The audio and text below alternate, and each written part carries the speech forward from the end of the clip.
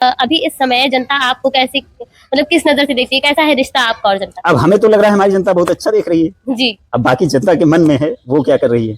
और आदमी गांव का विकास है, युवाओं को रोजगार मिले, गांव उन्नति के रास्ते पे जाए, तो गांव का विकास ही मेन मुद्दा है, क्योंकि गांव का विकास होगा तभी देश का विकास। और क्योंकि निम्न सीढ़ी से ही व्यक्तिगत मेरा मोबाइल नंबर है, और किसी को कोई दिक्कत होती है तो हमेशा मेरा फोन उठता है, और मुझे जानकारी होती है तो मैं स्वयं उनके घर जाके उनके समस्याओं का समाधान करने का प्रयास करता हूँ। और साफ सफाई की व्यवस्था, इस पर अभी तक आपने क्या कदम उठाए हैं?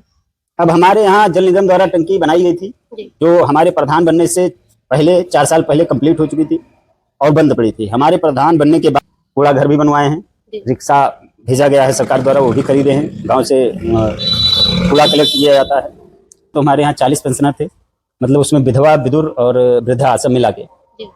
अभी लास्ट साल तक हमारी जानकारी में 180 लोग हमारे यहाँ पेंशनर हैं, विधवा और वो बना के। जैसे हमारे यहाँ तो एक प्रशिक्षण बैंक द्वारा खोला गया है, जो स्किल डेवलपमेंट का है, भारत सरकार द्वारा चलाया जा रहा है। उसका केंद्र भी यहाँ है, काफी दूर से लोग, महिलाएं, बच्चे सब ट्रेनिंग के लिए आते हैं। सिलाई और परिवार एक साइकिल की तरह है, 2 चक्के हैं, पति और पत्नी, तो करना दोनों को है जिम्मेदारी, क्योंकि केवल घर का काम से ही परिवार नहीं चल सकता है और देश विकसित नहीं हो सकता है। यस, तो वो लोग किसानी पर निर्भर होंगे। जी जी। तो किसान की कुछ समस्याएं होती हैं, जैसे पानी की समस्याएं हो जाती हैं, या फिर आवारा पशुओं की समस्याएं हो जाती है, जिससे उनके फसलों को नुकसान हो जाता है।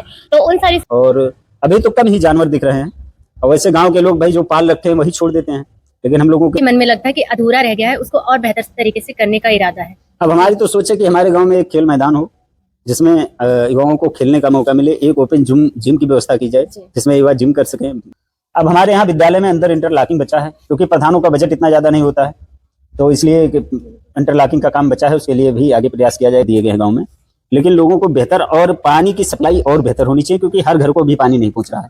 नजर में अगर कोई नया प्रधान आता है और वो नया प्रत्याशी होता है, तो आप उसको कैसे आंकते हैं अपनी जगह पे रखकर कि वो कैसा हो सकता है? नहीं, रिजल्ट तो अध्यापक ही देता है, तो जनता हम लोगों की अध्यापक है जी। अब आंकने का काम जनता का है, हम लोगों का नहीं, क्योंकि हाँ जनता का है। हम अच्छा काम किए होंगे तो हमारा प्रधान रहते हुए मुझे ये अनुभव हुआ है कि यदि कोई भी प्रधान पद का प्रत्याशी है, यदि वो पढ़ा लिखा है, समझदार है, सामाजिक है, 4 लोग उसको पहचानते हैं, तो वो कुछ अपने को साबित करने के लिए